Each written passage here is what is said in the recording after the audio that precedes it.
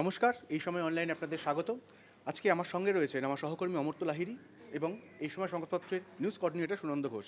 আজকে এই আলোচনা আমরা কেন এসেছি তার কারণ গত কয়েকদিন ধরে ইন্ডিগোর ফ্লাইট নিয়ে যে সমস্যা হচ্ছে, বারবার ফ্লাইট ক্যান্সেল হচ্ছে, তার জন্য ভোগান্তি হচ্ছে, এই সমস্যার কথা আমরা সবাই জানি। এই সমস্যাটা এখনও চলছে। আমাদের এক সহকর্মী অমর্ত্য একটা কাজের প্রয়োজনে বেঙ্গালুরু গিয়েছিল। বেঙ্গালুরু থেকে ফেরার সময় কলকাতাতে তার ফ্লাইট ক্যান্সেল হয়। কিভাবে ক্যান্সেল হয়, কখন জানতে পারে অমর্ত্য, পুরো বিষয়টা আগে শুনে নেব। অমর্ত্য। অ্যাকচুয়ালি আমার ফেরার কথা ছিল বুধবার, কিন্তু বুধবারের কোনো ফ্লাইট আমি পাইনি প্রাথমিকভাবে। তো তারপরে বৃহস্পতিবার প্রথম ফ্লাইট একটা বুক করলাম, ইন্ডিগোর ফ্লাইট ছিল, সেটা ভায়া বারাণসী কলকাতা আসার কথা ছিল। এবং টিকিট কাটার সময় ওখানে কিন্তু বলা হয়েছিল যে পরের দিন 2টোর পরে সেটা কনফার্ম করা হবে যে আদৌ সেই ফ্লাইটটা আসছে কিনা। তো আমি 2টোর পরে অনেকক্ষণই ওয়েট করেছি। ইন্ডিগোর পক্ষ থেকে কোনো রকম কোনো মেসেজ বা কোনো রকম মেল কিছুই করা হয়নি। তারপরে আমি নিজের থেকে পিএনআর নাম্বার দিয়ে ফ্লাইট স্ট্যাটাস চেক করা শুরু করি, কিন্তু তাতেও প্রাথমিকভাবে কোনো তথ্যই পাওয়া যাচ্ছিল না। রাত 8টা নাগাদ গিয়ে জানলাম যে পরের দিন তার সেই ফ্লাইটটি ক্যান্সেল হয়েছে। ফলে তখন আমায় এবার অফিসে আসতেই হবে, যোগ দিতে হবে, তার জন্য একটা তাড়াহুড়ো ছিল। তো তাড়াহুড়ো করে টিকিট কাটতে গিয়ে দেখলাম একটা ফ্লাইট রয়েছে মোটামুটি একটা কনভেনিয়েন্ট টাইমে, সেটা ভায়া শ্রী বিজয়পুরম বলে একটি জায়গা থেকে আসছে। তো আমার জানা ছিল না শ্রী বিজয়পুরম পোর্ট ব্লেয়ারের নতুন নাম হয়েছে। তো টিকিটটা কাটার পরে আমি জানতে পারি যে সেটা হচ্ছে পোর্ট ব্লেয়ার। তো আলটিমেটলি কালকে প্রথমে ব্যাঙ্গালোর থেকে পোর্ট ব্লেয়ার, এবং তারপরে সেখানে 1 ঘন্টা মোটামুটি বসতে হয়েছে। তারপরে আবার হচ্ছে ওখান থেকে কলকাতার কানেক্টিং ফ্লাইট। এমনিতে ফ্লাইট টাইমেই এসছে, কিন্তু ওই আগে যাওয়া এবং তার সঙ্গে সঙ্গে সেই ধরনের হ্যারাসমেন্টটা তো ছিলই। এক্ষেত্রে আমি বলবো যে ফ্লাইটটা তুমি কাটলে সেই সময় কত ছিল টিকিটের দাম? টিকিটের দাম তো মানে মিনিমাম প্রাইস দেখেই আমায় কাটতে হয়েছে, কেননা একটু সমস্যাই ছিল। তো মিনিমাম এই পড়েছে হচ্ছে 15,000, এবং ডিরেক্ট ফ্লাইট যেগুলো ছিল সেগুলো তো সবই মোটামুটি 20,000-এর ওপরে থেকে শুরু হচ্ছে, এবং ডিরেক্ট ফ্লাইটে সেই অর্থে জায়গাও ছিল না। প্লাস আরেকটা কথাও বলবো যে ফ্রি সিট, যেগুলো আমরা মানে সিট চয়েস না করে যেগুলো ফ্রিতে পাওয়া যেতে পারে, সেরকমও কোনো অপশান ছিল না। সবটাই হচ্ছে টাকা দিয়েই নিতে হচ্ছে, এবং সেইটা ওই 15,000-এর ওপরে পড়ছে। এই অবস্থা ছিল। এই সুনন্দদা, তুমি তো 30 বছর ধরে এভিয়েশন বিট করছো। তুমি এর আগেও বলেছিলে যে এই সমস্যা আগে কখনো দেখা যায়নি। সেক্ষেত্রে আমি জিজ্ঞেস করবো, এই যে নির্দিষ্ট দূরত্বের জন্য দাম, ফ্লাইটের টিকিটের দাম যে ক্যাপিং করে দেওয়া হলো সরকারের পক্ষ থেকে, এটা কি আগে দেখা গেছে? আর এই ক্যাপিং করে আলটিমেটলি কোনো সুবিধা হচ্ছে? কারণ এর দাম তো 20-22-এর উপর চলে যাচ্ছে। বেসিক্যালি এর আগে ঘটেছে ক্যাপিংয়ের কথা। আমি আগের দিনও বলেছিলাম যে ওই আমাদের যখন ওই মেলায় কুম্ভ মেলায় ওই যে গণ্ডগোলটা হলো, তো মানুষ মারা গেল, তখন প্রচণ্ড রাশ, সেই সময় এগেন ফ্লাইটের ভাড়া খুব বেশি।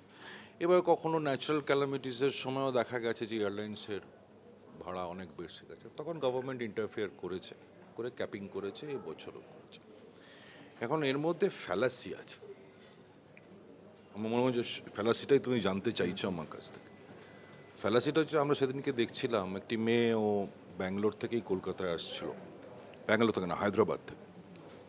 তো হায়দ্রাবাদ থেকে ভায়া বম্বে ও কলকাতা ফ্লাইটের টিকিট ফেয়ার দেখাচ্ছিল 43,000।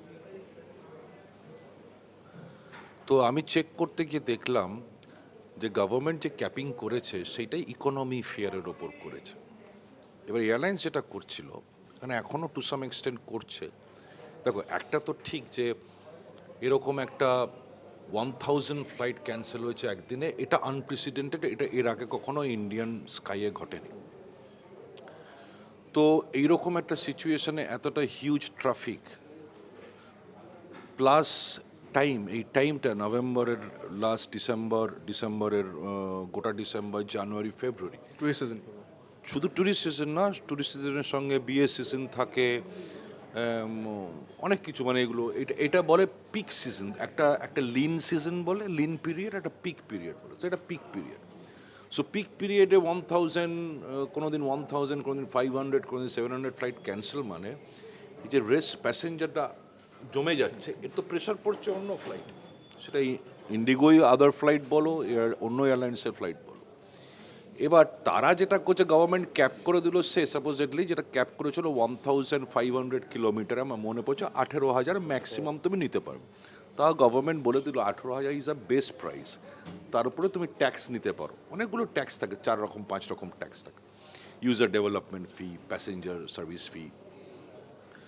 তো এবং সেটা করলো শুধুমাত্র ইকোনমি ফেয়ারের উপর। এবার ধরো ইন্ডিয়ান এয়ারলাইন্স, এয়ার ইন্ডিয়া তারা যে এয়ারক্রাফট এখন চালায় তার দুটো কনফিগারেশন থাকে, একটা হচ্ছে ইকোনমি, একটা প্রিমিয়ার ইকোনমি। আকাশও তাই চালায়। সো এই প্রিমিয়ার ইকোনমি ক্লাসের জন্য কোনো ক্যাপিং করেনি। এবার ধরো ওই পার্টিকুলার ওই ইনস্ট্যান্সটাই বলছিলাম যে যেখানে হায়দ্রাবাদ থেকে বম্বে দেখাচ্ছে তোর ইকোনমিতে কোনো সিট নেই, প্রিমিয়ার ইকোনমির কস্টটা নিচ্ছে 25,000 টাকা, সেখানে গভর্নমেন্ট ক্যাপিং করেনি। আর ওইখানে ওই ফ্লাইটটার হয়তো 6টা সিট বাকি পড়ে আছে। সো আইদার ইউ বাই ওর চলে যাও। ফলে এই প্রিমিয়ার ইকোনমিটাকে ইনক্লুড করে এবার দুটো সেক্টরকে ভাগ করে দিচ্ছে। একটা ডাইরেক্ট ফ্লাইট নেই, হায়দ্রাবাদ থেকে ইন্ডিগো চালাচ্ছিল, ডাইরেক্ট ফ্লাইট নেই, সবগুলো ক্যান্সেল।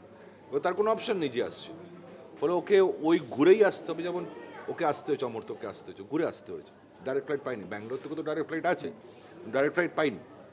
এবার ও যে পোর্ট ব্লেয়ার হয়ে এসছে, ওর ক্ষেত্রে 15,000 টাকা উইদিন ক্যাপিং পেয়ে গেছে যদি সেইভাবে ধরতে হয়।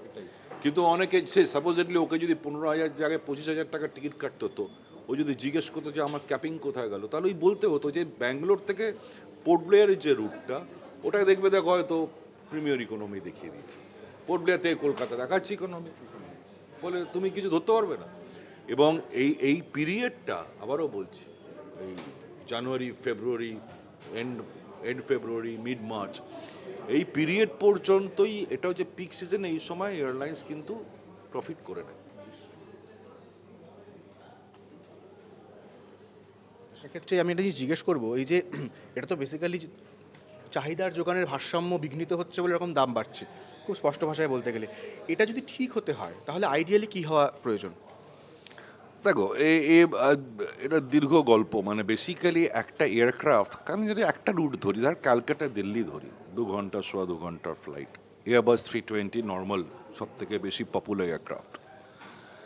তার ফুয়েল, তার পাইলটের স্যালারি, তার ক্রু স্যালারি, তার সমস্ত কিছু খরচাপাতি হিসেব করলে তুমি যদি দেখো, তাহলে দেখবে যে ব্রেক ইভেন করতে গেলে, মানে যত টাকা খরচা আছে তত টাকা তুলতে গেলে একটা ভাড়া, এক একজনের ভাড়া হওয়া উচিত আইডিওলজিক্যালি অন্তত 20,000 টাকা। কিন্তু নিচ্ছে না তো। তুমি আজকে সে অগস্ট 2026-এর টিকিট কাটো, ক্যালকাটা দিলে তুমি জলিওয়েল 7,000 টাকায় পেয়ে যাবে। তার মানে তো ইনিশিয়াল ফেয়ারগুলো ওরা কমই দিচ্ছে।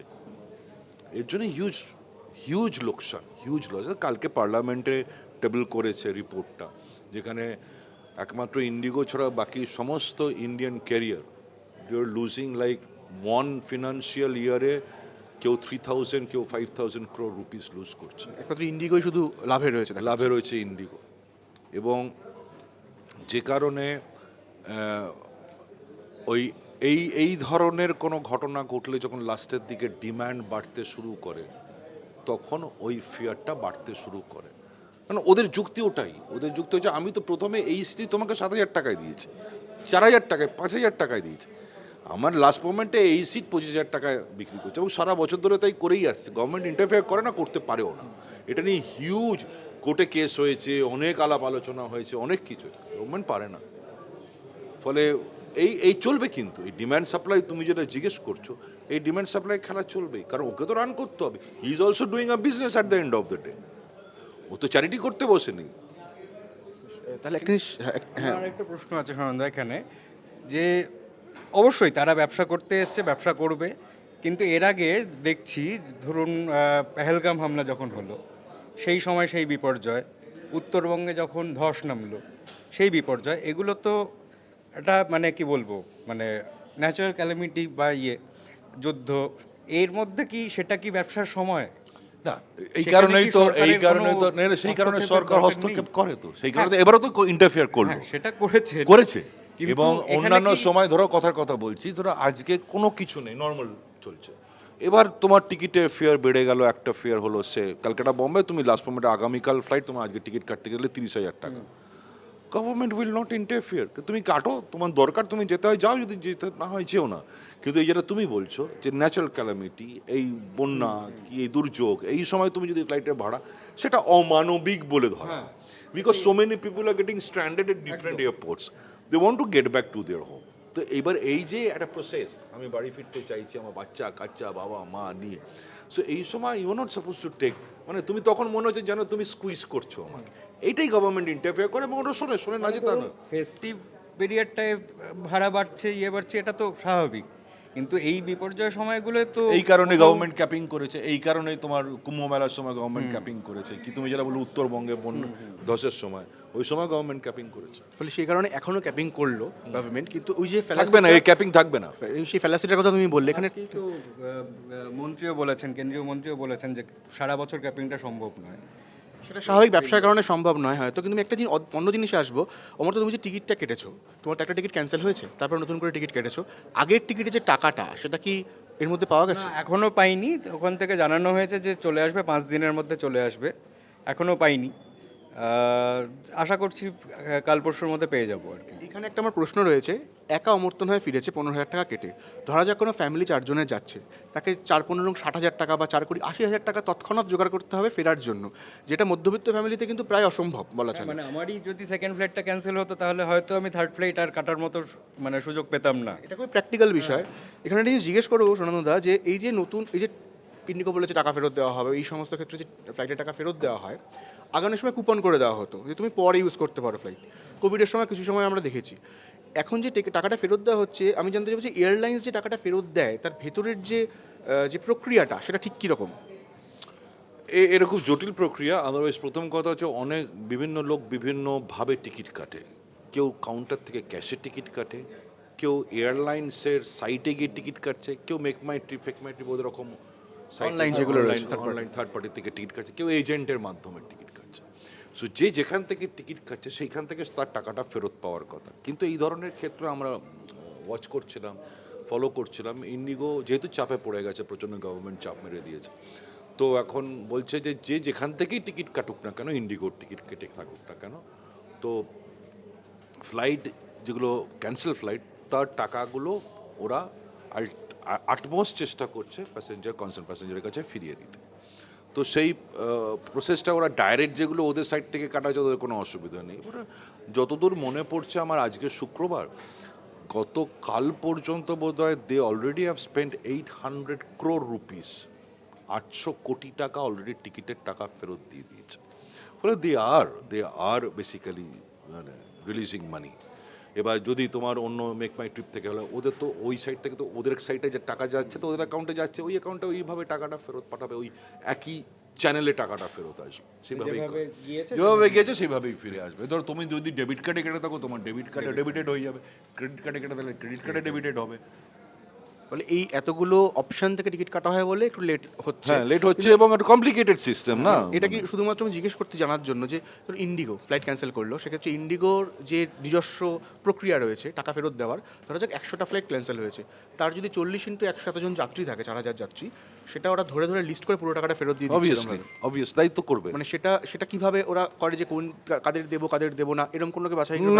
না, ফ্লাইট ক্যান্সেলও যদি ডিক্লেয়ার করে যে আমার ক্যালকাটা দিল্লি ক্যান্সেল, এবং এই ক্যান্সেল ফ্লাইটের জন্য আমি প্যাসেঞ্জারদের টাকা ফেরত দেবো, ওই ফ্লাইটে যদি সে 150 প্যাসেঞ্জার ওর বুকড, তারা 150 জনকেই টাকাটা ফেরত দেবে। এবং এই 150-এর মধ্যে তো বিভিন্নভাবে লোকে টিকিট কাটে, বিভিন্ন টাকার টিকিট কাটে।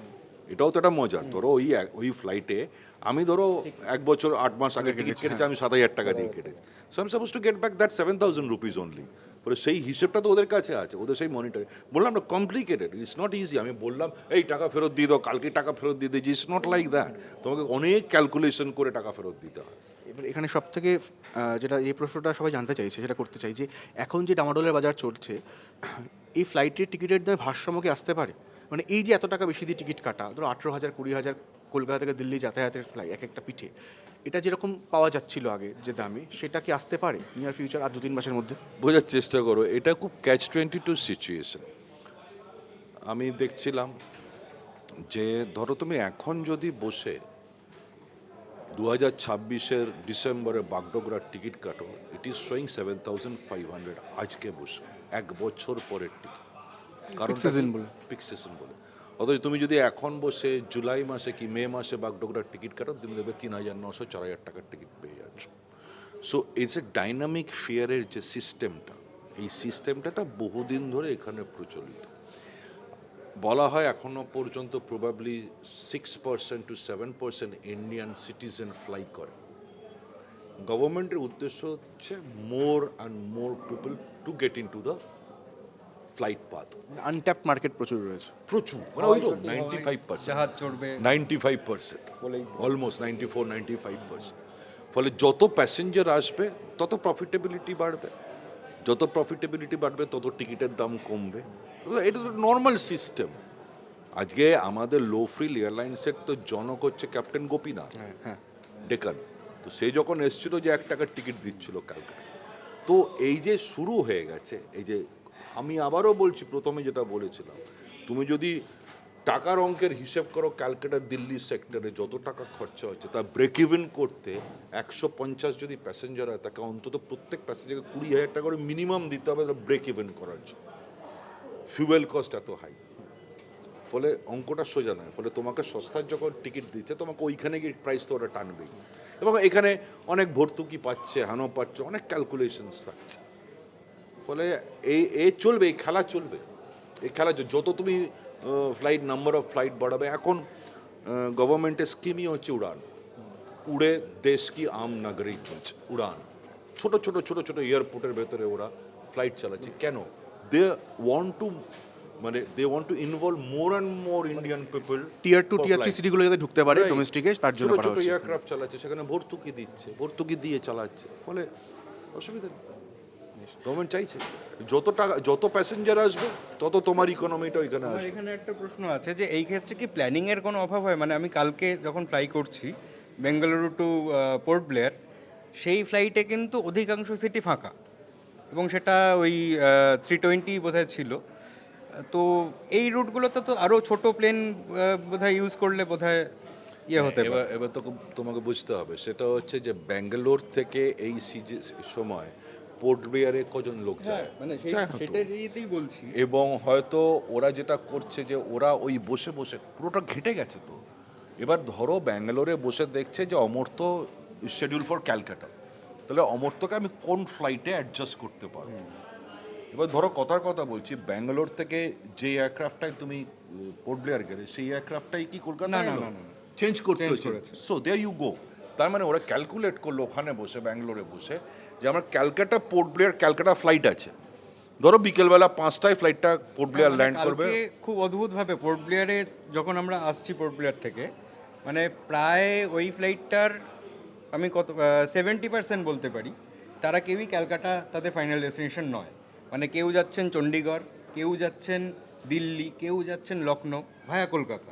মানে আমি যেরকম ভায়া পোর্ট ব্লেয়ার কলকাতায় এসেছি, তারা সবাই পোর্ট ব্লেয়ার থেকে ভায়া কলকাতা হচ্ছে হয় চণ্ডীগড় যাচ্ছে, নইলে লখনৌ যাচ্ছে, দিল্লি যাচ্ছে। পোর্ট ব্লেয়ার থেকে হ্যাঁ, আসছে। পোর্ট ব্লেয়ার থেকে আসছে। তার মানে এটা কি? তার মানে ইন্ডিগো, তুমি তো ইন্ডিগোতে এসছো, ইন্ডিগো ক্যালকুলেট করলো যে ধরো কথার কথা বলছি, ব্যাঙ্গালোরে আমার আটকে পড়ে আছে কলকাতার 700 প্যাসেঞ্জার, রাইট? সবকে যত তাড়াতাড়ি সম্ভব এদেরকে পাঠাতে হবে। এবার আমার ব্যাঙ্গালোর থেকে দিল্লি, বোম্বে, সর্বত্র ফ্লাইট আছে, সর্বত্র ফ্লাইট আছে।